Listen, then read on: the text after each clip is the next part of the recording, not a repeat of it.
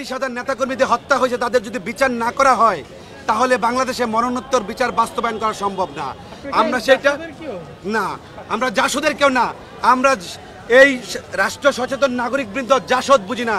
বাংলাদেশের যে নাগরিক, সেই নাগরিককে যদি কোনো কারণে হত্যা করা হয় সেই বিচার বাংলাদেশের মাটিতে হতে হবে। বিচারহীনতার সংস্কৃতি ছিল আওয়ামী লীগের সংস্কৃতি, বিচারহীনতার সংস্কৃতি ছিল ফ্যাসিবাদের সংস্কৃতি। এখন যদি গণতন্ত্র কায়েমের জন্য হয়, এখন যদি আমরা নিরপেক্ষ সরকার পাই, সেই সরকারের অধীনে তো ক্যাঙ্গারু মার্কা কোর্ট থাকবে না। সেই সরকারের অধীনে সুস্পষ্টভাবে এই মরণোত্তর বিচার কার্যক্রম সম্পাদন করতে হবে, 1 নম্বর কথা। 2 নম্বর কথা হয়েছে, আমরা চাই না জুলাই অভ্যুত্থানে 1400 মানুষকে হত্যা করা হয়েছে, আবার 30,000 মানুষের পঙ্গুত্ব আহত হয়ে রয়েছে, 2 দিন পরে তাদের স্মৃতি ইতিহাস মানুষ ভুলে যায়। সেটা আমরা চাই না। সেই জন্য কি করতে হবে, প্রাথমিক এবং মাধ্যমিক শিক্ষা বোর্ডে বর্তমান সরকারকে ঘোষণা করতে হবে।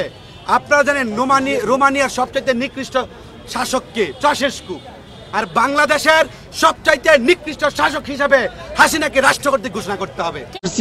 বিভিন্ন তথ্যের মাধ্যমে বা আপনাদের সাংবাদিক সমাজের তথ্যের মাধ্যমে যে আগামীকালকে কি বলে আওয়ামী লীগের সন্ত্রাসীরা, যারা নিষিদ্ধ সংগঠনের ছাত্রলীগ, যুবলীগ, শ্রমিক লীগ, স্বেচ্ছাসেবক লীগ, এরা বা 32 নম্বরে এসে অরাজকতা সৃষ্টি করতে পারে, আমাদের ধানমন্ডিবাসীর আতঙ্ক হতে পারে, আমাদের ধানমন্ডিবাসীর নিরাপত্তা বিঘ্নিত হতে পারে।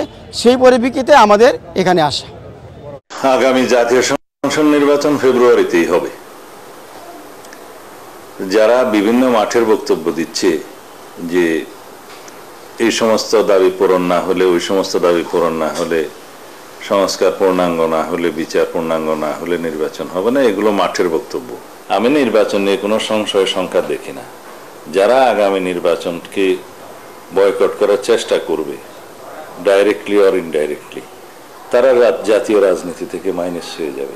দ্বিতীয় বিশ্বে নয়, মুসলিম বিশ্বে হযরত ওমরের পরে যদি কোনো রাষ্ট্র নাই, দেশে থাকে সৎ, নিরপেক্ষ এবং বুদ্ধিমান দেশপ্রেমিক, উনি হচ্ছেন শহীদ প্রেসিডেন্ট জিয়া রহমান।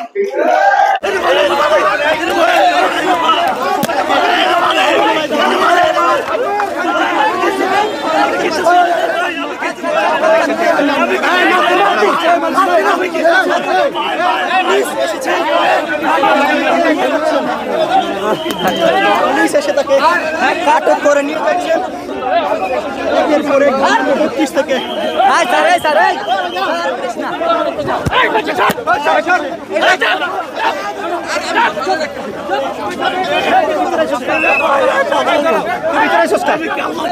আমি কিছু করি